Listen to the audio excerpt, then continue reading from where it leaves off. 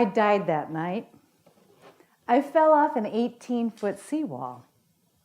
CPR brought me back. I was a survivor at the age of 20. Here's what happened. I was walking to dinner with family friends. We were taking a shortcut and scooting along on the seawall. We thought we'd really make it fast. Well, I didn't. I fell. I had no idea I had fallen. I had blacked out. Thankfully, when I woke up, I was lying on the sand. A very cute guy was thumping on my chest, and I thought I had died and gone to heaven. I learned a lot from surviving that night. I learned that calm and quick and focused action really goes a long way, especially amidst the chaos. In those moments, after that cute guy, he thankfully knew what to do. He got to work fast, and he saved me. I brought calm with me as I started my airline career. I started with Northwest Airlines in San Francisco as a sales rep. During this time, I was asked if I would consider being a volunteer emergency team responder. In this role, I would work on site and with families after an accident.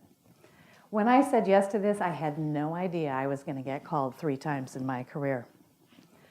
When I first was called, it was 1987. I was still in my 20s. I received the phone call that it was time to go to the site. We had been trained and prepared for working various roles on site. We could either be assigned to work with a specific family, or we would be working in a general area where the families lived. We could be positioned in the command center to help everyone, or we would be working plane side. We didn't know what we'd do until we got there after we were called up. In the command center, I will tell you, the situation is always buzzing, and I was rarely feeling very calm. It took me a while to get to that calm place. I always felt I was wearing, in between 2 faces of a mask that I was wearing. One, my face that was energy and spunk is who I am, and the other I had to learn to adopt during times of chaos, that place and face of total calm. When we came to on site, we would be assigned that specific task, as I mentioned. But the interesting part is that in finding my own level of emotion, finding that calm took me a while. Once I would find it, it was great. I could actually get to work and work directly with the family as I needed to do. In the airline side of life, we would move on and move quickly to do everything that we could. That's part of the assignment that we had on site. I just had my little poof. In the moving on from that moment, I am going to move on with my own moment. Sorry about that, you guys. I think I just hit, yeah. Okay, so here we are. I am learning about business and life, and I am understanding the absolute parallel that we find where business and life intersect. In business, I had the privilege of living and traveling quite a bit with my career. I lived in 12 cities. I lived in 4 countries. I lived outside of the U.S. for 7 years. That was an opportunity for me to see a lot. I was a patchwork quilt of experiences, is how I always explained it. During these times, though, I have 3 vivid examples to share with you about how business and life intersect.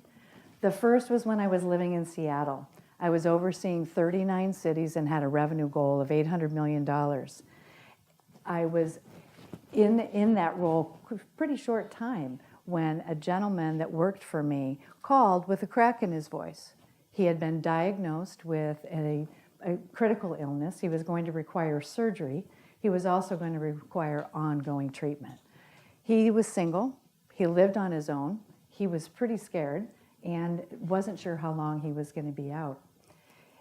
As an individual thinking of that life side, all I could think of is if this were me, I would want support, period. Now, as his boss, I also wondered about the business side. How was I going to take care of the business? He was responsible for a really large chunk of revenue with unique accounts. Only a handful of people in the company had experience with these accounts. Thankfully, one of those people was me.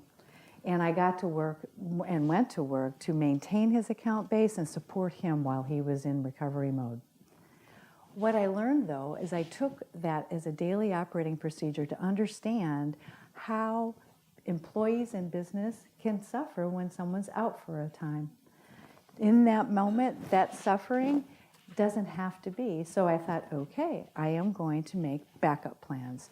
And for every position and every area of responsibility within the business, I started creating backup plans. That was an important time for me to just know that I could minimize risk for the business and also for our employees. It allowed me to get to know them better, to know what they did. The second example is when I changed countries and companies, moving to China in 1995 with United Airlines. I uncovered a potential chaos pretty early on.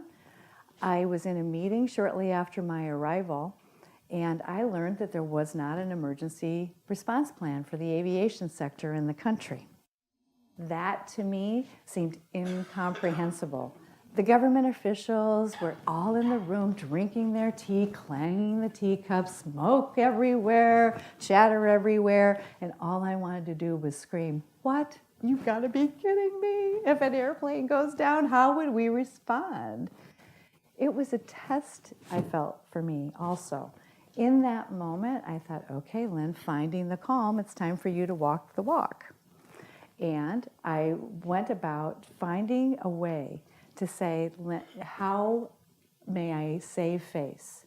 How may I work with these folks and determine politely, diplomatically, and yet firmly to make a decision and make a different choice? Thankfully, I had worked with one of the government officials in the U.S. prior to my time in China. I made a phone call to him, and I said, it's time for us to teach from our Western experience. This is an opportunity for us to work side by side and provide emergency experts to help the government officials, which we were finally able to do. The third situation, or the third example, is a personal one for me. I was still living and working in Asia when my mom and dad were both diagnosed with major health issues. My mom had had a second triple bypass, and my dad was diagnosed with Alzheimer's. I was pretty stunned. My dad ran the household. My mom had dropped out from playing college golf in the 1940s to marry Dad before he went off to World War II. As much as I was loving living in Asia, as I explained to my boss in Hong Kong, I have only one set of parents. It was time for me to go back. So off I go, saying, okay, it's time for me to find that calm place again. That calm doesn't always come very easily to me, and yet I can find it, and I'm grateful for that. I moved 8,000 miles to another new city. I worked out of our Chicago headquarters, and I began a 5.5-year weekend commute to my birthplace, 177 miles from Chicago. That commute time was wonderful for me, but it was also a time for me in the workplace to know that I had to fight to make sure that I would retain that calm. When I went home on the weekends, it was the same fight. How could I retain that calm? But the nice part, after working those airplane crashes, everything came home to roost for me, and I realized that what I had done for others, I could now do for my own family.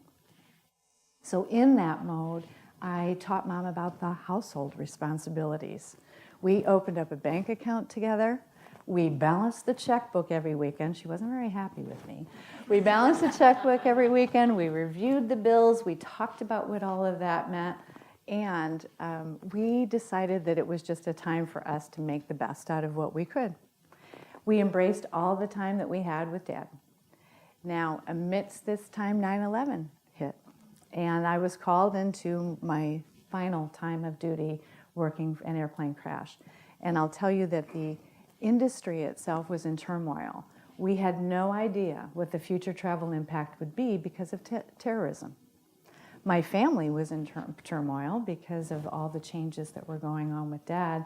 And I learned for myself that I could either stare chaos in the face or melt, because I felt like melting a lot.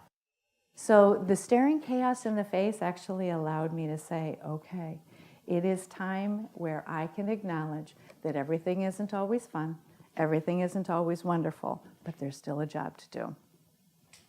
Now, chaos exists often in life, and what we find is there are many choices. We can choose to ignore it. We can wait and see what happens, or we can elect to actually think about our responsibilities at home and in our businesses and begin planning. I'm going to quote for you a few numbers, which 4 of them stick with me. One of them is 60, and that's 60% of all American adults don't have a will. One of them's 30. Less than 30% of small businesses have a written and completed succession plan. I'm going to give you a 1 in 4 number. And that 1 in 4 is all young people entering the workforce today in their 20s will be incapacitated for 90 or more days in their career. And now my favorite number is 99. And this is my informal survey, that 99% of people in the US don't want to talk about dying and death. So as we look at, I believe that there's an opportunity to create a new norm in our society. We have 3 generations in the workforce today. Each of those generations responds differently to situations and events. In this case, from everything I've seen, as business and community leaders, it's time for us to step up and actually talk about making plans within our companies and for our departments. I think it's time for us to actually consider what the impact would be to your families, all the families, the employees, the clients, the vendors, the economy, and lead by taking some initiatives to ask and facilitate planning for the what ifs or the whens. I think it's time for us to actually drop some of that fear that we might have and just kind of move into taking empowered action while we're living. I've led an amazing life. I've had opportunities in life and business that have served me beautifully. When I look back on surviving that night on the beach, what I've come to realize that for me to go beyond survival and thrive, I recognize that we don't know on any given day what's going to happen. And planning and organizing has always been a great way for me to integrate my life experiences. All I've done in the past is the past. What I do now is because it's who I am and what I love. While chaos is a part of life, it does not have to be life. Chaos is temporary. Here's to living. Carpe diem.